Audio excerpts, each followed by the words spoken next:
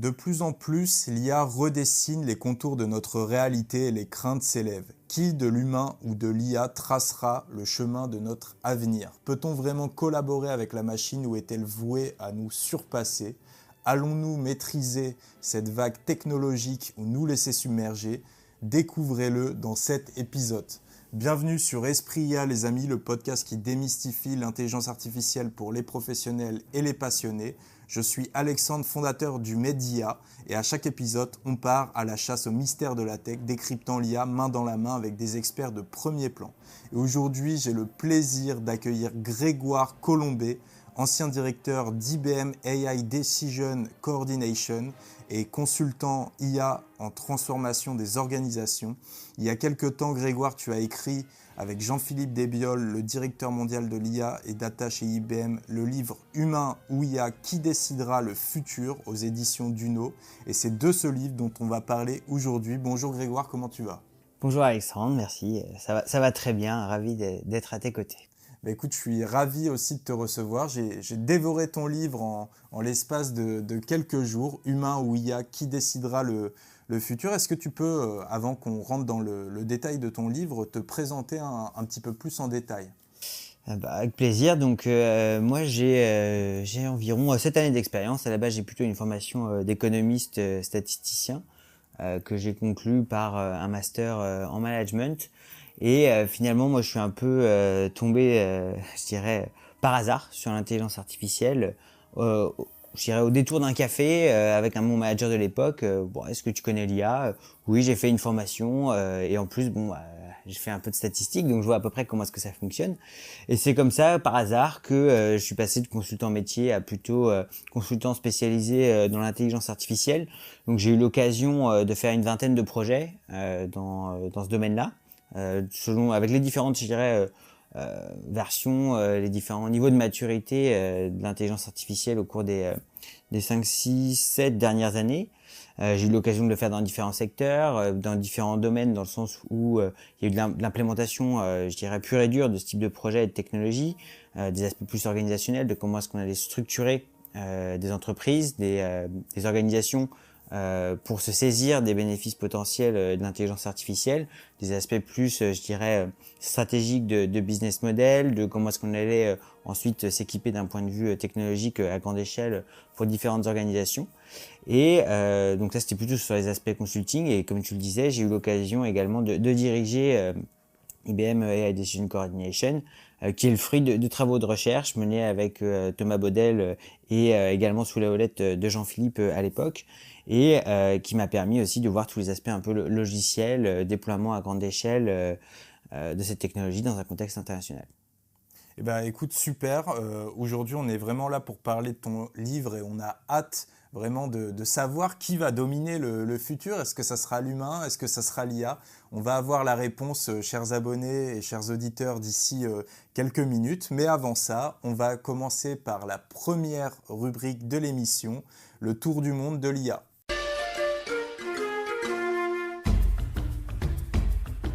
Alors Grégoire, aujourd'hui on a choisi deux actualités à décrypter pour cette émission qui sont un petit peu en lien avec le sujet dont on parlera tout à l'heure. Le premier, c'est une bonne nouvelle, en tout cas pour moi, à savoir l'IA qui rentre enfin dans les lycées en France. Donc dès la rentrée prochaine, on a les lycéens français qui vont être accompagnés par des modules interactifs adaptatifs en français et en mathématiques. Donc on a plus de 20 000 exercices sur une plateforme qui pourront être proposés aux élèves avec des recommandations qui seront basées sur l'IA suite à une décision de Gabriel Attal, désormais devenu Premier ministre. Alors on pourrait se dire que c'est une bonne nouvelle vu les résultats de nos écoles, mais non, on a vraiment contestation médiatique, notamment un journaliste, Jean-Michel Dijean, qui dans Ouest France s'offusque et nous dit non au technosolutionnisme sur l'école. Alors, toi Grégoire, quel est ton avis sur ce type d'avancée en matière d'IA dans le cadre de l'éducation de nos lycéens? Est-ce que ça peut apporter quelque chose selon toi? Alors déjà l'ironie veut que j'étais ce week-end avec un ami qui travaille justement à Ouest France et qui me disait que ce serait quand même pas mal qu'un jour tu viennes leur en parler, de sorte à ce qu'ils puissent avoir un avis éclairé sur le sujet.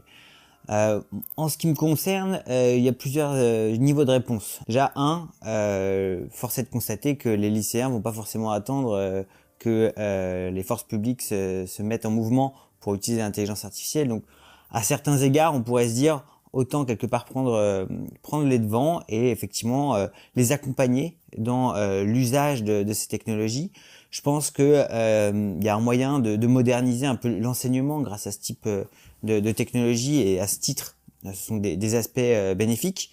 Les questions ensuite auxquelles moi, celles qui me viennent assez spontanément, c'est de me dire mais est-ce qu'on a vraiment à cet âge et à ce niveau d'éducation, à ce niveau dans le cursus éducatif des étudiants, les capacités vraiment à comprendre l'usage qu'on fait ou en tout cas un usage bénéfique qu'on pourrait faire de ces technologies? Est-ce qu'on a le recul nécessaire déjà pour appréhender le fait que ces technologies peuvent se tromper?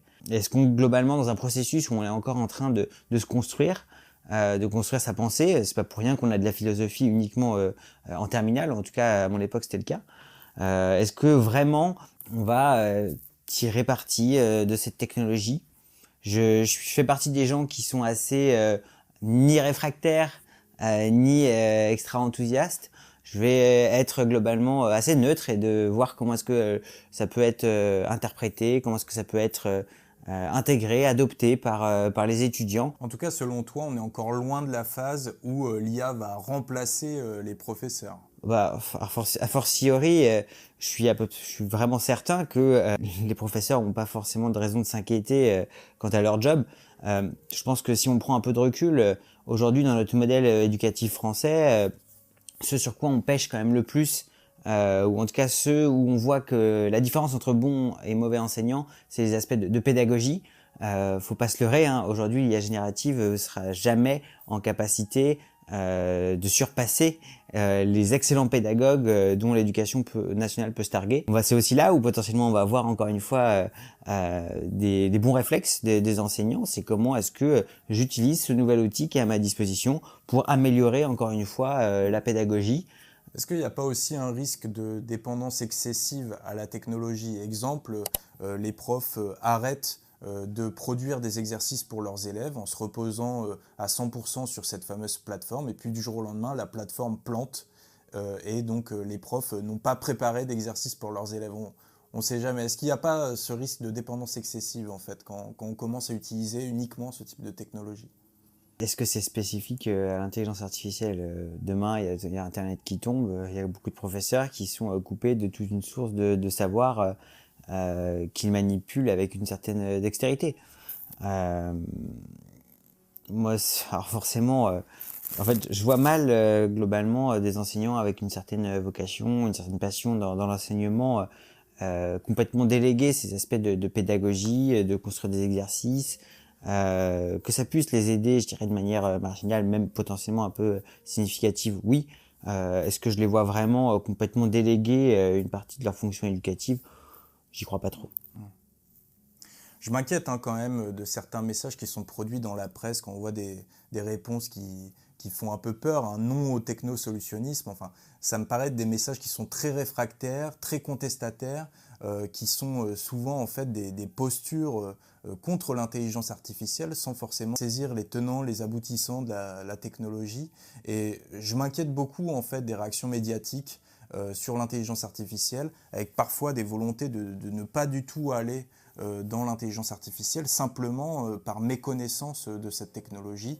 Là, aujourd'hui, moi, personnellement, je ne vois pas ce qui pourrait être négatif dans un algorithme de recommandation qui propose des exercices aux élèves. Je ne sais pas si tu perçois cette vague de refus à l'intelligence artificielle dans les médias qui semble s'élever, en particulier depuis le boom de ChatGPT l'an dernier. J'ai du mal à prendre le sujet, je dirais, de manière isolée. Faut comprendre aussi que l'apparition de l'intelligence artificielle, de ChatGPT, etc., s'inscrit dans un contexte de modernité à tout prix.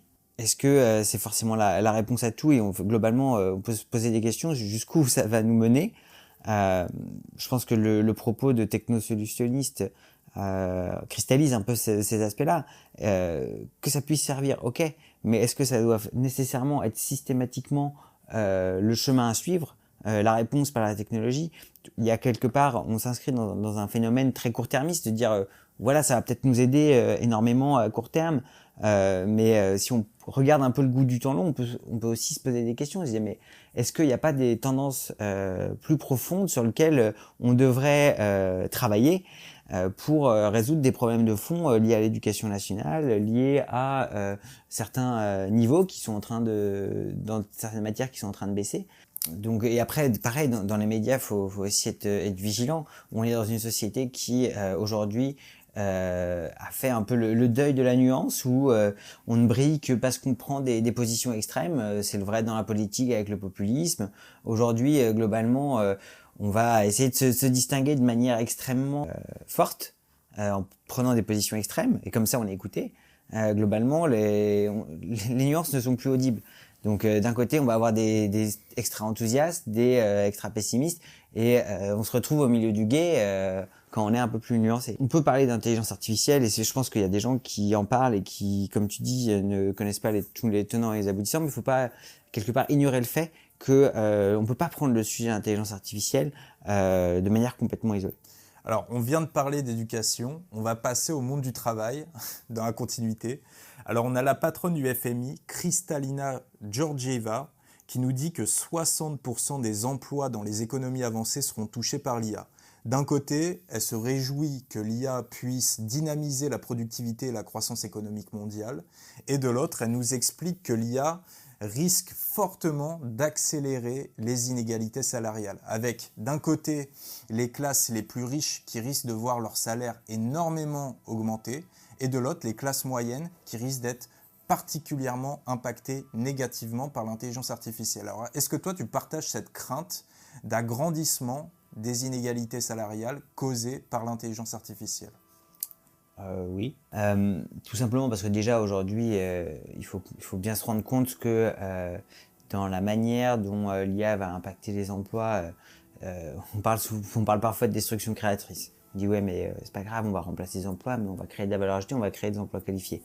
De facto c'est un peu vrai, on va créer des personnes qui sont très bons en maths, qui sont très bons en stats, qui sont très bons en informatique, des profils qui sont très éduqués et qui quelque part font à minima partie de la classe sociale, je dirais, supérieure, moyenne haute ou haute. C'est une chose. Aussi, ce qu'on est en train de dire, c'est que potentiellement, l'IA va générer moins d'emplois dans l'absolu, potentiellement faire davantage la part belle au capital, dans un contexte où justement il y a eu un accroissement très conséquent des inégalités sous l'impulsion d'un accroissement des valeurs capitalistiques. Donc à ce titre-là, c'est évident que on peut encore poser des questions sur le fait que l'IA va effectivement accroître ces inégalités. Après, il y a un autre sujet, c'est que ces modèles de langage, LLM, justement, ils traitent du langage. Le langage, c'est une manière de formuler nos pensées. C'est un marqueur social extrêmement important. On en revient à des considérations assez assez sociales dans la droite ligne de Pierre Bourdieu qui nous dit voilà, il y a le capital social et globalement ça vient c'est quelque part hérité. On hérite du langage et force est de constater qu'on sait très bien dire qui a été plutôt éduqué dans un milieu privilégié et dans un milieu moins privilégié en fonction de la manière dont on parle. Et le problème, c'est que a priori, les gens de l'élite vont continuer à avoir le même niveau de langage, et on peut se poser la question que dans la tendance de moyennisation du langage par le biais de l'usage de ces technologies, est-ce qu'on va pas justement créer un fossé encore plus conséquent et qu'a fortiori, ces technologies se nourrissent du langage moyen. Si le langage moyen décroît, nos outils vont encore une fois décroître d'un point de vue linguistique. Donc on va créer encore plus d'écart entre une société élitiste qui se maintient par le biais de tout son capital social et globalement le reste de la population qui pourrait voir son niveau baisser de manière conséquente et donc quelque part créer un fossé encore plus conséquent entre les ultra riches et le commun des mortels. Avant qu'on passe au rendez-vous expert, je vais te poser une question à 10 millions d'euros. Est-ce que tu aurais des conseils à donner aux personnes qui risquent d'être négativement impactés par l'agrandissement de ces inégalités salariales pour anticiper, s'adapter à cette nouvelle ère technologique qui vient, à cette révolution technologique de l'intelligence artificielle et à cet agrandissement des inégalités salariales? Ce qui est intéressant, c'est que paradoxalement, l'accroissement du monde digital laisse quand même aussi plus de place, d'avantages compétitifs, dans mon jargon d'économiste, aux métiers manuels, aux métiers qui s'inscrivent dans la sphère physique de notre monde. C'est un premier élément de réponse. Après, ce qu'on voit, c'est que ces technologies d'intelligence artificielle sont pas omniscientes, sont pas fortes forcément partout et ont globalement un défaut qui est notre avantage. C'est notre capacité d'adaptation. Nous, quand on est bloqué, on va aller chercher de l'information supplémentaire ailleurs. On va changer notre processus de décision. Un modèle d'IA, aujourd'hui, il est quand même limité dans sa capacité, dans ses fonctions cognitives. Donc globalement, les conseils que j'ai à donner, c'est aussi privilégier et cultiver cette intelligence relationnelle, cette intelligence de situation, cette intelligence contextuelle. C'est également se rendre compte que l'expérience, l'expertise est également un différenciant par rapport à ces technologies d'intelligence artificielle. On parlait tout à l'heure de moyennisation, etc. La réalité, c'est quoi? C'est que ces modèles fonctionnent malgré tout par des systèmes de statistiques, donc de moyenne, et qu'un expert, il n'est pas dans la moyenne, il est dans le top 1%, top 5% dans son domaine-là. Donc quelque part, ça contraste un peu avec les profils extrêmement versatiles qui savent à peu près tout faire. On va peut-être arriver dans un monde d'experts en ayant délégué quelque part la moyenne ou les cas les plus simples à des systèmes algorithmiques. Donc c'est quelque part cultiver son expertise et aussi se réancrer aussi potentiellement dans le monde physique, bien loin de tous les phénomènes de monde virtuel, etc. En attendant la robotique. Oui, robotique dont on verra quand même rapidement que on peut pas tout couvrir. En fait, on m'a posé la question pas plus tard que cet après-midi, est-ce qu'on va avoir des usines complètement autonomes?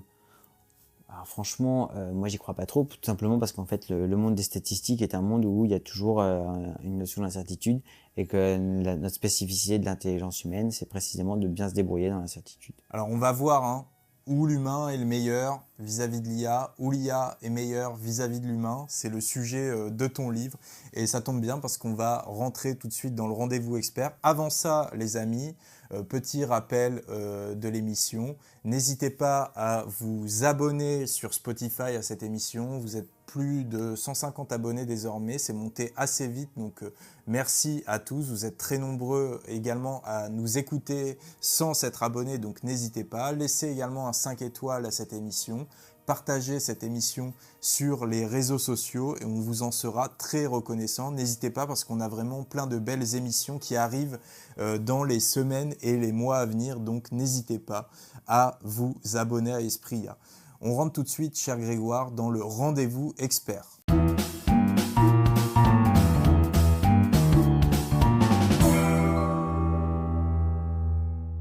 Alors Grégoire, aujourd'hui, comme je te l'ai dit, on va parler de ton livre « Humain ou IA, qui décidera le futur ?» Alors pour commencer, est-ce que tu peux nous expliquer ce qui t'a donné envie d'écrire ce livre sur la compétition entre l'humain et l'IA qui se profile? Disons déjà que après quelques années à faire ces différents projets d'intelligence artificielle dans différents contextes, avec différentes problématiques, dans un contexte aussi de Covid, qui a été, je dirais, prône à la réflexion, il y a eu quelque part une première raison qui a été de mettre des mots sur une réalité de l'intelligence artificielle qui est difficile à appréhender pleinement sans l'avoir vécu de près ou l'avoir vécu de manière très opérationnelle.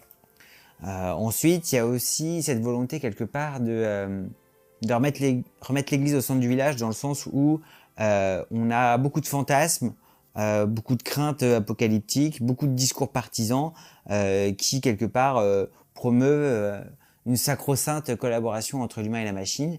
Donc là, c'était un peu l'occasion, comme tu le disais en introduction, de démystifier un peu le sujet et de regarder concrètement ce qui se passe.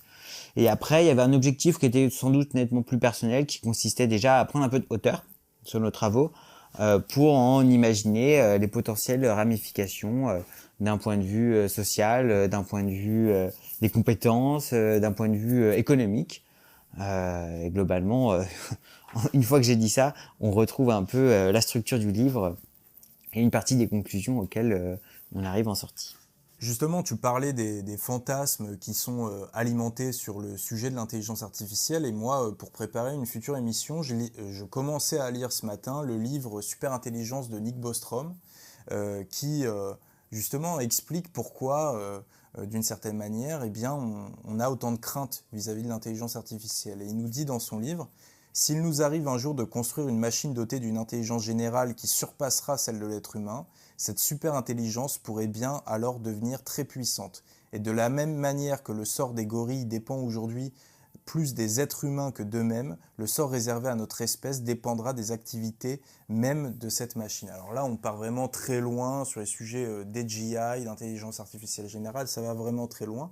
On se demande en fait pourquoi on a autant de craintes sur l'intelligence artificielle. Est-ce que aujourd'hui, en fait, c'est parce que l'homme est la seule espèce qui a autant d'intelligence et que finalement on a peur d'aller par-delà cette intelligence humaine avec l'intelligence artificielle? Pourquoi autant de craintes? Déjà, je pense qu'il y a un réflexe anthropomorphiste. Pourquoi? Parce que déjà, on utilise le terme intelligence. Intelligence qui est précisément, potentiellement, ce qui nous différencie du monde animal. Donc, dès lors qu'on parle d'intelligence artificielle, on se sent directement touché au plus profond de notre humanité. Et dès lors qu'on est touché dans ce qui nous différencie du monde animal, on a aussi ce réflexe quelque part instinctif de survie, qui est de se dire mais attends, si effectivement je suis en train de remettre quelque part en cause ma suprématie animale, est-ce que je dois pas justement me méfier, etc. Donc c'est presque un réflexe un peu survivaliste. Donc tout de suite mécaniquement ça crée un réflexe qui n'est pas propice à l'adoption de l'intelligence artificielle. Donc c'est un terreau, je dirais, psychologique dont il faut quelque part essayer de se départir, ou en tout cas essayer de le rationaliser. Je discutais un jour avec le coordinateur national pour l'intelligence artificielle dans la gendarmerie, qui disait il y avait un terme qui était intéressant à l'époque, dans les prémices de l'intelligence artificielle dans les années 60, qui était les systèmes experts. L'intérêt, c'était que on déléguait quelque part une expertise à un programme informatique dans un contexte déterministe. Aujourd'hui, on voit qu'on s'en est éloigné, mais c'était quand même un terme qui déjà cristallisait moins de crainte, ne serait-ce que dans la définition sémantique du terme. Oui, tout à fait. Donc du coup, pour aller plus loin sur cette volonté d'en savoir plus sur la coexistence entre l'humain et l'IA, tu as décidé en 2020 d'aller encore plus loin dans ta réflexion sur le sujet et de mener une expérimentation qui s'appelle Caverne, qui souhaitait répondre à la question suivante: est-ce que l'IA est utile dans la prise de décision humaine, et si oui, dans quelles conditions? Alors, est-ce que tu peux nous en dire plus sur cette expérimentation? Un des partis pris a été de se dire, plutôt que voir uniquement les choses de manière théorique, regardons concrètement ce que ça donne. En fait, la genèse de cette expérimentation, elle est ancrée dans la réalité des projets et de la réalité de l'adoption de l'intelligence artificielle. Où en fait, on pouvait faire des projets, des solutions d'intelligence artificielle qui étaient extrêmement performantes, transparentes, explicables, tutti quanti. La réalité, c'est quoi? C'est qu'à la fin, ces solutions, elles étaient rarement utilisées autant qu'on l'espérait, ou certainement pas utilisées de la manière dont on l'avait conçue. Donc, on se posait légitimement des questions, mais en fait, est-ce que c'est vraiment aussi bénéfique que ça, la collaboration homme-machine? Est-ce que c'est systématiquement bénéfique? Est-ce qu'il n'y a pas quelque part une conditionnalité à trouver? Et donc, on l'a testé. On a fait des cas où, on a présenté des recommandations algorithmiques à des sujets, et on a évalué leur performance pour voir si effectivement ça les aidait à prendre de meilleures décisions. Alors peut-être que tu peux nous parler un peu plus concrètement du scénario qui a été soumis. Alors forcément, il fallait que ça soit un cas relativement simple. On leur a pas demandé de revoir des radios pour faire des diagnostics médicaux. On a eu des problèmes de significativité statistique. On a pris un cas classique dans les sujets de machine learning, qui est le Titanic. Et en l'occurrence, les survivants et ceux qui ont péri lors de cette catastrophe. Et on montrait une carte visuelle assez simple de les gens qui avaient survécu ou non en fonction de leur classe, en fonction de leur sexe, etc. Qui permettait d'arriver rapidement à la conclusion, les femmes et les enfants d'abord, pour que nos sujets puissent se faire une idée de la décision à prendre.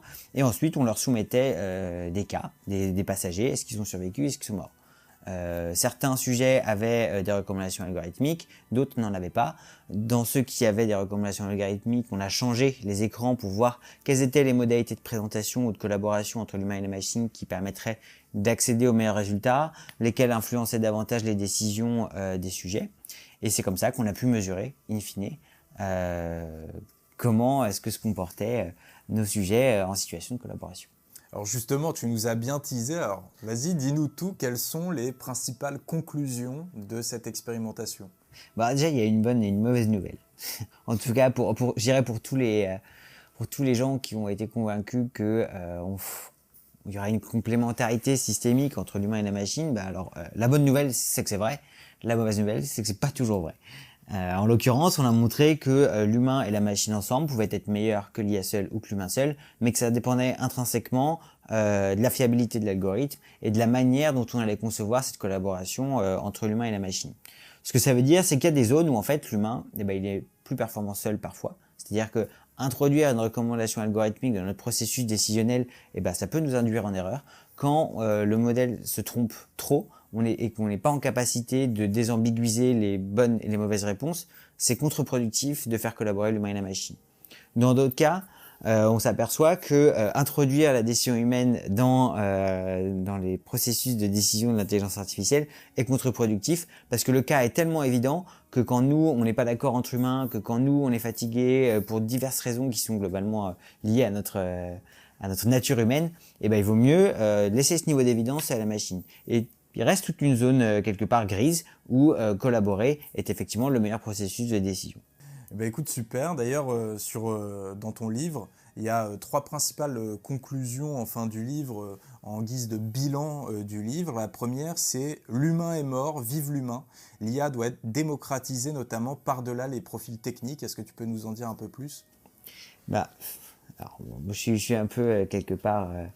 je vais faire une réponse de Normand. Je suis effectivement convaincu que ce qui fait notre spécificité par rapport à la machine, c'est justement notre intelligence sociale, notre capacité à interpréter différentes informations, à changer notre processus de décision, pas forcément les aspects mathématiques. En revanche, pour créer des conditions favorables de collaboration, pour évaluer objectivement les performances de la machine par rapport à l'humain, il faut quand même avoir un minimum de compétences statistiques, mathématiques, etc. Donc c'est là où, dans le livre, effectivement, on arrive à la conclusion que malgré le fait qu'on ait écrit un livre sur l'intelligence artificielle, on a peut-être plus appris sur l'intelligence humaine que sur l'IA à l'occasion. Et qu'effectivement, ça fait la part belle aussi à nos spécificités d'humain. Alors une autre conclusion que tu tires, c'est que toute collaboration fructueuse repose sur une confiance et une compréhension mutuelle. Il y a des gros enjeux en matière d'explicabilité des modèles. Alors, ouais, c'est ça qui était intéressant, c'est que on peut essayer... Alors, il y a deux éléments de réponse. Il y a se rendre compte que on peut faire de l'explicabilité quelque part à tout prix, expliquer chacune des décisions, des prédictions des modèles. La réalité, c'est que les humains ne les comprennent pas forcément. Nous, ce qu'on voit, c'est que parfois, il y a des utilisateurs qui comprennent tout simplement pas les phénomènes d'explicabilité ou quelque part s'arc-boutent sur les éléments d'explicabilité qu'on pourrait leur donner et qui oublient complètement de regarder le cas en lui-même qui est parfois complètement évident. Donc là, c'est là où l'explicabilité peut être remise en question. Et en fait, nous, quelque part, on a travaillé sur... c'est pas tant à expliquer pourquoi est-ce qu'un modèle arrive à telle ou telle conclusion, mais expliquer pourquoi est-ce qu'on devrait lui faire confiance.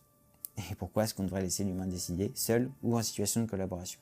Et pour finir, il y a une dernière question qui est posée dans le livre, c'est à savoir à qui profite le crime et comment on peut répartir les bénéfices de l'intelligence artificielle. C'est là où on arrive au nœud gordien, quelque part, de l'éthique de l'intelligence artificielle. pour rigoler avec certains de mes camarades, moi je leur dis, mais qu'est-ce qu'on va faire de tout ce temps? Et en fait, quelque part, c'est presque la question à laquelle on ne répond pas. On est en train de dire qu'on va faire des gains substantiels en matière d'intelligence artificielle. Ok, mais si ces gains sont si substantiels que ça, est-ce que ça doit vraiment conduire à bah c'est super, on va juste travailler autant parce que on aura, ou alors on prendra plus de décisions parce que tout le reste aura été délégué à la machine. Je pense qu'il y a quelque part une vraie question à se poser parce qu'au final, la valeur qui sera créée grâce à l'intelligence artificielle est quand même éminemment liée à toute l'intelligence humaine qu'on a donnée à ces modèles. Donc quelque part, pas d'intelligence humaine s'il n'y a pas, enfin, pas d'intelligence artificielle s'il n'y a pas d'intelligence humaine. Donc quelque part, on arrive quelque part dans un schéma assez classique du capitalisme. C'est comment est-ce qu'on se répartit les valeurs ajoutées entre le travail et le capital. En l'occurrence, c'est souvent le capital qui finance les projets d'intelligence artificielle. En revanche, si il n'y a pas le travail humain initial pour alimenter ces modèles, et ben il n'y a pas d'IA. Donc comment est-ce qu'on va se répartir la chose? Dans un contexte où de crainte sociale, des impacts de l'IA sur le travail, est-ce que va pas y avoir des phénomènes aussi de requalification, de formation, d'adaptation, sur lequel il serait de bonne loi quelque part de réinvestir une partie de ces gains pour accompagner les collaborateurs, pour accompagner la société vers un monde qui quelque part serait plus juste aussi grâce à l'avènement de l'intelligence artificielle. C'est là où différents principes éthiques doivent être érigés pour être certain qu'on utilise cette technologie à bon escient. Dans la philosophie, la technologie est un outil, donc quelque part on a encore le choix d'en faire l'usage qu'on souhaite et pas forcément céder à une logique productiviste sans foi ni loi. Il y a des vrais enjeux de projection à long terme en fait sur l'intelligence artificielle, des enjeux qui sont boostés par la révolution technologique qui a eu lieu en 2023, une année où on a eu le boom de ChatGPT qui a rendu accessible au plus grand nombre l'intelligence artificielle générative. Donc la révolution, c'est pas tant finalement les modèles de LLM, mais plutôt leur accessibilité vis-à-vis du plus grand nombre qui a permis de rendre beaucoup plus accessible l'IA auprès du commun des mortels. Et donc aujourd'hui, on a une IA qui peut faire des recherches sur Internet, qui peut répondre à des infinités de cas d'usage, produire des images, des textes, des sons. Et donc ton livre a été écrit un tout petit peu avant la lancée de ChatGPT et sa popularisation. Qu'est-ce qui a changé depuis ? Ce serait mentir que de dire qu'on n'a pas eu quelques sueurs froides lorsque ChatGPT a envahi les discussions autour de l'IA. Donc on s'est posé des questions avec Jean-Philippe sur globalement ce que ça pouvait changer, l'avènement de ChatGPT dans ce qu'on avait pu écrire dans ce livre et de manière générale sur l'intelligence artificielle. Donc encore une fois, si on prend le sujet à froid, la première chose, comme tu le disais, que GPT a amené, c'est un phénomène de notoriété. Aujourd'hui, l'IA a été révélée au grand public et quelque part, tout le public se rend compte d'un potentiel de l'intelligence artificielle. Et aujourd'hui, on est presque en train de se dire, ok, c'était vraiment pas mal, mais il y a peut-être également quelques défauts dont on pourrait être fondé à vouloir se prémunir. Et donc, après, c'est là où quelque part, l'IA est un peu passée d'un sujet d'initié à un sujet du quotidien, où on entend un peu tout, et n'importe quoi, et pour le meilleur, et aussi vraiment pour le pire. Et donc, quelque part, de manière plus prosaïque, l'apport de ChatGPT en matière d'intelligence, intelligence entendue au sens capacité d'adaptation. Pourquoi ? Parce que, par exemple, un des symboles de l'intelligence, c'est l'espion, James Bond, etc. La CIA, c'est Central Intelligence Agency. Donc, en termes, si on prend un peu de recul, il y avait les systèmes experts qui étaient un ensemble, je dirais, de règles déterministes. Donc, c'était 0 ou 1. Il y a eu les modèles probabilistes qui, eux, globalement, ont permis de s'adapter en fonction de différentes possibilités. On est arrivé ensuite avec le deep learning à reproduire des raisonnements. Et là, aujourd'hui, le gain en intelligence, c'est que quand on avait dans le machine learning classique une fonction par modèle, etc., aujourd'hui, on a un modèle qui peut faire tout un ensemble de fonctions. Et c'est en cela qu'en termes de capacité d'adaptation, il y a effectivement eu une révolution significative. Et du fait que globalement, on ait cette capacité à gérer plusieurs fonctions cognitives grâce à un modèle, et on est dans une capacité aussi à réduire considérablement les coûts d'accès à l'IA et la complexité de développement de certaines applications. Modulo, qu'on ne sait pas encore vraiment combien est-ce que ça va coûter tout ça, Mais en tout cas, d'un point de vue théorique, on peut conceptuellement imaginer que c'est aussi une révolution d'un point de vue pratique projet et accessibilité de la technologie. Eh bien, écoute, super. Pour finir sur ce rendez-vous expert, alors on a parlé de la prédominance, en tout cas dans certains contextes, de l'intelligence augmentée, mais également de la domination de l'IA dans certains autres contextes, de celle de l'humain dans d'autres. Est-ce que aujourd'hui, tu recommanderais aux gens qui nous écoutent d'être confiants sur la coexistence entre l'humain et l'IA à l'avenir, ou au contraire, tu comprends les craintes qui sont mises en avant dans les médias de plus en plus? Alors juste, je vais revenir quand même sur un des propos juste avant concernant la question qu'on a pu se poser avec Jean-Philippe sur, sur est-ce que notre livre était toujours d'actualité. Bon, je vous rassure, la réponse oui. Déjà parce qu'en fait, on s'aperçoit que l'IA générative et l'IA prédictive, elles interviennent pas au même niveau de la chaîne de valeur de l'information. Pourquoi? Parce que l'IA générative, c'est je prends un ensemble de données et d'informations et j'essaye de prédire de la connaissance, alors qu'un modèle prédictif, c'est je prends de la connaissance et j'essaye de prédire des actions. Donc quelque part, on voit que dans ce cadre-là, elles sont presque intrinsèquement liées, et peut-être, moi, ma conviction, c'est que c'est structurellement complémentaire. Ensuite, comme je disais tout à l'heure, si je caricature, notre ouvrage, il traite presque davantage de l'intelligence humaine que de l'intelligence artificielle. Donc si l'IA a évolué, notre intelligence, elle brille plutôt par sa constance. Donc à mon sens, l'usage de l'intelligence artificielle générative change pas fondamentalement le fait qu'il existe des conditions où il va falloir qu'on décide seul, des situations où il va falloir qu'on collabore, et peut-être un jour qu'on laisse complètement en autonomie tout ou partie de ces modèles d'IA générative. Je pense que globalement, il y a toujours cette même lecture sociale qui prévaut. On est fondé à avoir certaines inquiétudes sociales, d'uniformisation, de nivellement par le bas, d'accroissement des inégalités. C'est toute l'introduction qu'on a pu faire par le passé, enfin au début de ce podcast. Et ça fait encore une fois la part belle aussi aux mathématiques, aux sciences humaines, au design, etc. Je reviens sur ta question ensuite, qui est de se dire, bon, est-ce qu'on va se faire grand remplacer par ces modèles, et quelle est la place ou quel est l'avenir de l'humain, et quel sentiment avoir vis-à-vis de l'IA en tant qu'humain. Alors moi j'aurais forcément une réponse un peu biaisée, parce que j'ai été biberonné aux maths et à la philosophie, et avant de rentrer dans le vif des détails de mon sentiment, c'est important de préciser que, indépendamment de la confiance, de la méfiance qu'on peut avoir en matière d'intelligence artificielle, c'est important de s'y intéresser de manière objective et froide. Prendre le sujet de manière très concrète, très pragmatique, afin de se faire son propre avis. Le risque, c'est quelque part de se faire un avis trop vite, et en tout cas de reprendre ce que pourraient dire les uns et les autres, dont on ne sait pas globalement à quel point est-ce qu'ils sont biaisés, teintés de divers intérêts dont on n'a pas connaissance. Ensuite, mon avis personnel, c'est quoi? J'aime bien rappeler la loi d'Amara, qui stipule quoi? Qui dit on a tendance à surestimer les effets de la technologie à court terme et de sous-estimer les impacts de ces technologies à long terme. Donc, en substance, moi, j'ai pas forcément peur de ce que va faire l'intelligence artificielle à court terme. Je pense que globalement, on n'a pas encore levé le voile sur tous les tenants et les aboutissants de cette technologie, en particulier les coûts, en particulier ses subtilités statistiques, et en particulier les niveaux de maturité requis pour en tirer des profits en ligne ou en phase avec les enthousiasmes actuels. En revanche, on peut quand même se poser des questions sur le potentiel conséquent de transformation à plus long terme et de toutes les conséquences que ça peut avoir ensuite. Donc je finirai quand même sur 3 notes positives. 1. Alors, on a encore le temps de choisir notre avenir. Les effets, ils sont devant nous. On a encore le choix de choisir la société qu'on veut et d'utiliser cet outil de l'intelligence artificielle à bon escient.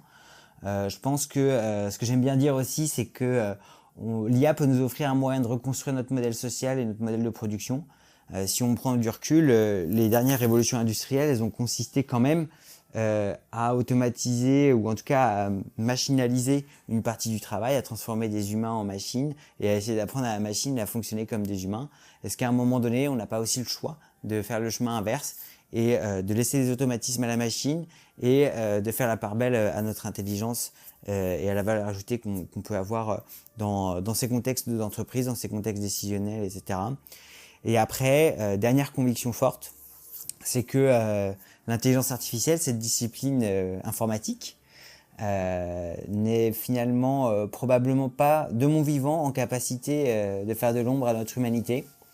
L'IA, c'est une science de l'information, c'est de l'informatique. Nous, on a notre expérience du monde physique qui nous conduit à processer, entre guillemets, l'information d'une manière dont je ne sais pas concevoir à date qu'elle puisse être accessible un jour à la machine. Je suis tombé sur un article du Times qui est fascinant et qui fait quelque part le lien entre la philosophie kantienne de Kant pour son 300e anniversaire et ces sujets d'intelligence artificielle. Donc je vais juste vous en lire une traduction, parce qu'évidemment c'est en anglais. Seule une machine qui représente le monde sous forme de code, tout en le ressentant physiquement et qui fait l'expérience de la différence entre les deux, pourrait être considérée comme prenant des décisions au lieu de simplement suivre des instructions. Bien que rien dans la philosophie de Kant ne dise que les machines ayant de telles capacités soient impossibles, ce qu'il nous dit, c'est qu'elles n'y parviendront pas en suivant des chaînes d'instructions toujours plus complexes ou en analysant de vastes réserves de données pour calculer la probabilité du mot suivant apparaissant dans une phrase. En d'autres termes, si les machines dévoilent un jour la capacité de choisir par elles-mêmes, elles ne ressembleront en rien au programme d'IA génératif d'aujourd'hui. Eh bien écoute, merci beaucoup Grégoire pour ces dernières notes plutôt d'optimisme quand même vis-à-vis de l'intelligence artificielle. Donc évidemment, chers auditeurs, Humains ou IA, aux éditions Duno, écrit par Grégoire Colombet et Jean-Philippe Desbiolles. Grégoire, tu restes avec moi pour la dernière rubrique, à savoir l'écho des curieux.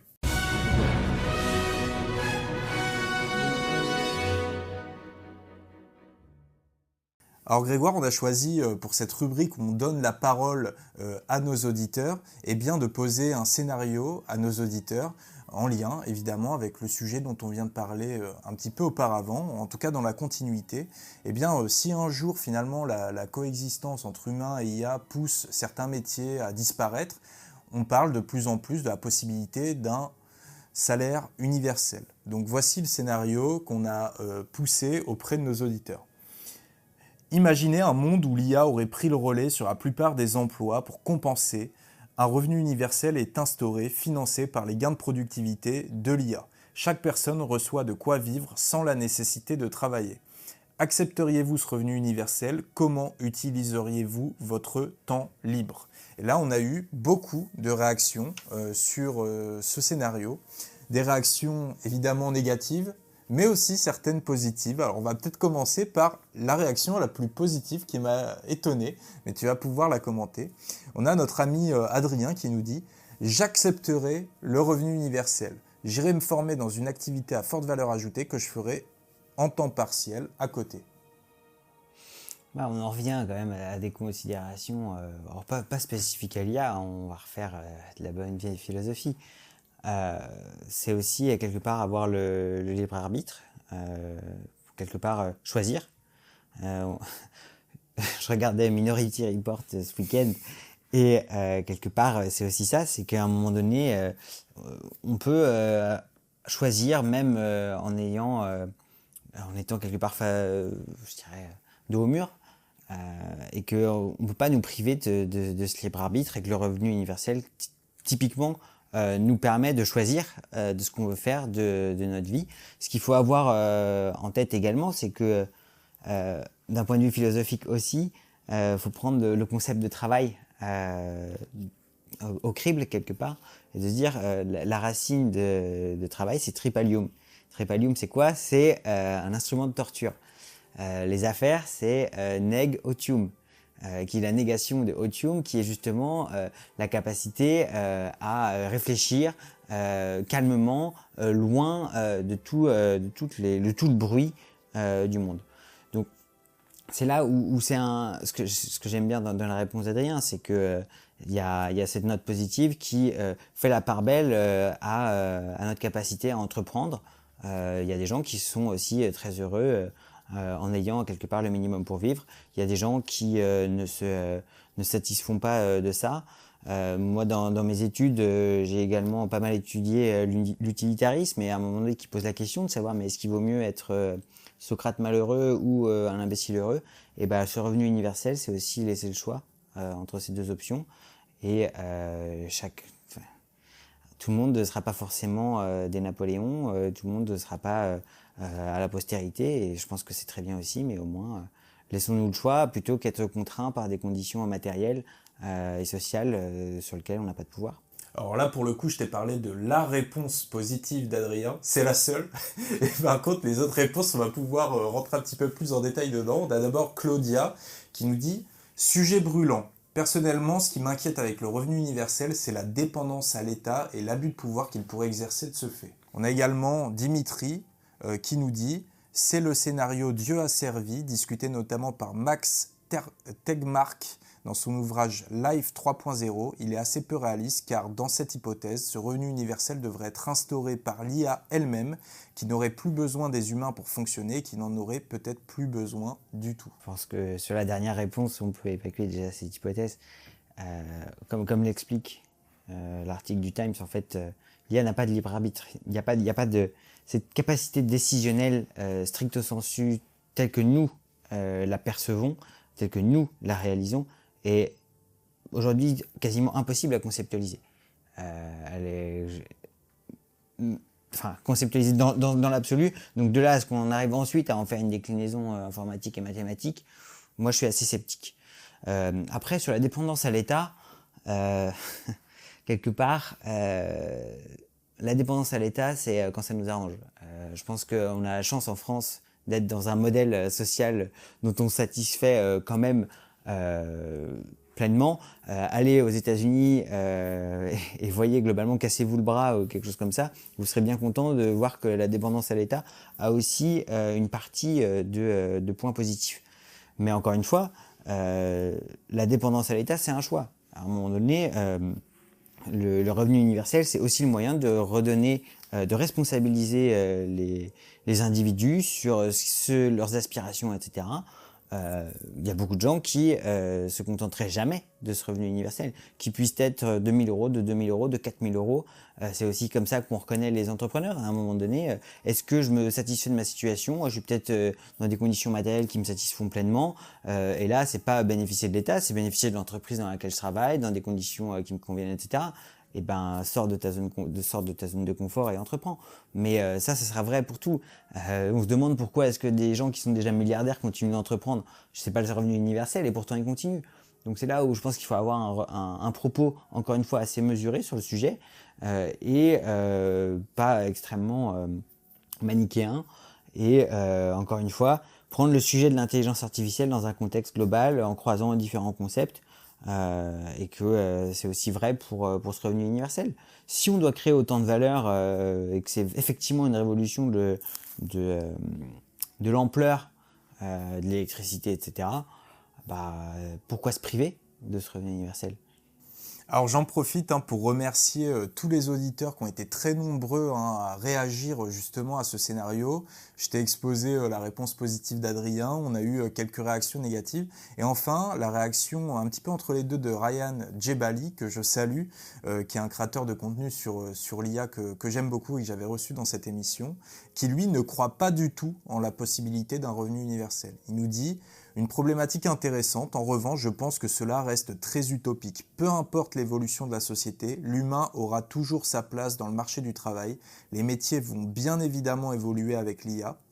Beaucoup seront remplacés, d'autres vont se créer, mais il y aura toujours un équilibre quoi qu'il arrive.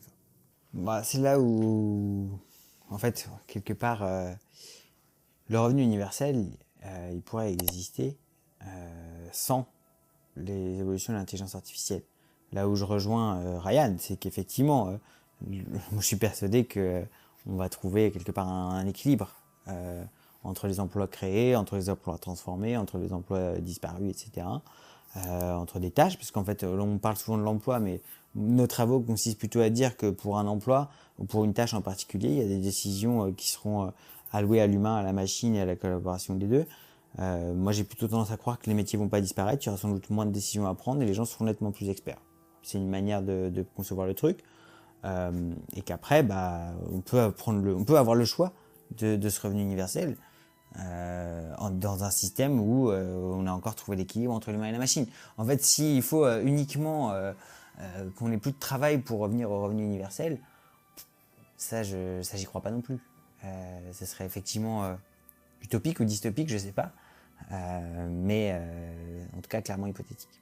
Eh ben, écoute, je te remercie Grégoire, on arrive à la fin de cette émission, vraiment super émission. Pour finir, encore une fois, les auditeurs, j'ai pris beaucoup de plaisir à lire le livre Humain ou IA, qui décidera le futur de Grégoire. Il se lit très vite, ça se dévore très très bien et c'est très instructif sur la coexistence entre l'humain et l'IA. Est-ce que tu voudrais dire un dernier mot pour inviter les auditeurs à se procurer ton livre ? Je pense que globalement, ce qui est intéressant dans ce livre, c'est qu'il retrace le fil d'une histoire. C'est pas juste un propos un peu ésotérique en matière de technologie. Comme je le dis, c'est un peu aussi retracer une histoire de l'intelligence humaine par le biais de l'intelligence artificielle. C'est un propos aussi qui se veut assez humble et pragmatique. Ça donne des grilles de lecture dont on n'a pas forcément l'habitude d'entendre ce type de propos et qui permet aussi, je pense, de dédramatiser avec démonstration à la pluie. Donc quelque part, si quelqu'un veut avoir une note positive un jour ou l'autre en matière d'intelligence artificielle, c'est à peu près le cas en 200 pages. Eh bien, merci beaucoup Grégoire d'avoir accepté l'invitation sur Esprit IA. C'est vraiment un plaisir de te recevoir. Merci aux auditeurs de nous avoir écoutés. Encore une fois, n'hésitez pas à vous abonner sur les réseaux sociaux, sur Spotify à Esprit IA. Laissez un 5 étoiles et n'hésitez pas également à aller dans le lien Tipeee pour nous soutenir si vous le souhaitez. Je vous dis à tous au revoir, bonne soirée et à la prochaine. Merci Alexandre.